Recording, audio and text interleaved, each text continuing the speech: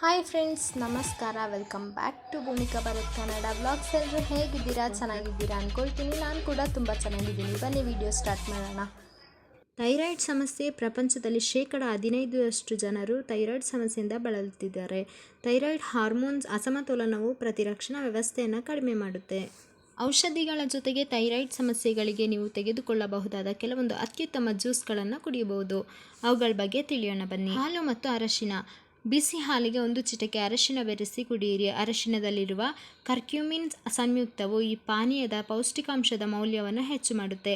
Thyroid ಸಮಸ್ಯೆಗಳಿಗೆ ಈ ಪಾನೀಯವು ತುಂಬ ಉಪಯುಕ್ತ ಅಂತ ಹೇಳ್ತೀನಿ. ಹಾಗೆ ಆ್ಯಪಲ್ ಸೈಡರ್ ವೆನಿಗರ್. 1 ಚಮಚ ಆ್ಯಪಲ್ ಸೈಡರ್ ವೆನಿಗರನ್ನು 1 ಲೋಟ ನೀರಲ್ಲಿ ಬೆರೆಸಿ ಕುಡಿಯಿರಿ. ಕ್ಷಾರೀಯ ಸ್ವಭಾವದ ಈ ಪಾನೀಯವು ರಕ್ತದಲ್ಲಿನ ಸಕ್ಕರೆ ಮಟ್ಟನ ನಿಯಂತ್ರಣದಲ್ಲಿಡುತ್ತೆ. ಇದು ಥೈರಾಯ್ಡ್ ಹಾರ್ಮೋನ್ ಸ್ರವಿಸುವಿಕೆಯನ್ನು ನಿಯಂತ್ರಣ ಮಾಡುತ್ತೆ. ಹಾಗೆ ಮಜ್ಜಿಗೆ. ನಿಮ್ಮ ದೈನಂದಿನ ಆಹಾರದಲ್ಲಿ ಮಜ್ಜಿಗೆಯನ್ನು ಸೇರಿಸಿ. ಮಜ್ಜಿಗೆ ಕರುಳಿನ ಆರೋಗ್ಯವನ್ನು ಕಾಪಾಡುತ್ತೆ. ಹೈಪೋಥೈರಾಯ್ಡಿಸಮ್ನಲ್ಲಿ ಉರಿಯೂತವನ್ನು ಕಡಿಮೆ ಮಾಡುತ್ತೆ. ಹಾಗೆ ಇನ್ನೊಂದು ಬಾದಾಮಿ ಹಾಲು. ಬಾದಾಮಿ ಹಾಲು ದೇಹದಲ್ಲಿನ ಉರಿಯೂತವನ್ನು ಕಡಿಮೆ ಮಾಡಲು ಪರಿಣಾಮಕಾರಿಯಾಗಿದೆ. ಹಾಲು ಅಥವಾ ಹಾಲಿನ ಉತ್ಪನ್ನಗಳಿಗೆ ಅಲರ್ಜಿ ಇರುವವರು ಬಾದಾಮಿ ಹಾಲನ್ನ ಕೂಡ ಕುಡಿಬಹುದು. ಹಾಗೆ ಕ್ಯಾರೆಟ್ ಮತ್ತು ಬೀಟ್ರೂಟ್ ಜ್ಯೂಸ್.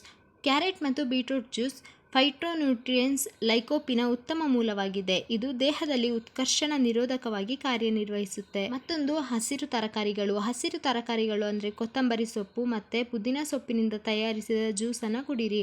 ಹಸಿರು ಸೊಪ್ಪಿನ ರಸವು ಆರೋಗ್ಯ ಗುಣಗಳನ್ನು ಹೊಂದಿದೆ. ಇದು ಥೈರಾಯ್ಡ್ ಸಮಸ್ಯೆಗೆ ಉತ್ತಮ ಪರಿಹಾರ ಅಂತ ಹೇಳ್ತೀನಿ. ಹಾಗೆ ಅಶ್ವಗಂಧ. ಅಶ್ವಗಂಧ ಮತ್ತು ಶತಾವರಿ ಥೈರಾಯ್ಡ್ ಕಾರ್ಯವನ್ನು ಸುಧಾರಿಸಲು ಸಹಾಯ ಮಾಡುತ್ತೆ.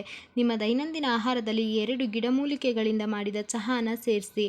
ಇದೆಲ್ಲ ಸೇರಿಸಿದ್ರೆ ಥೈರಾಯ್ಡ್ ಸಮಸ್ಯೆಯಿಂದ ಅತಿ ಬೇಗವಾಗಿ ಮುಕ್ತಿನ ಪಡಿಬಹುದು.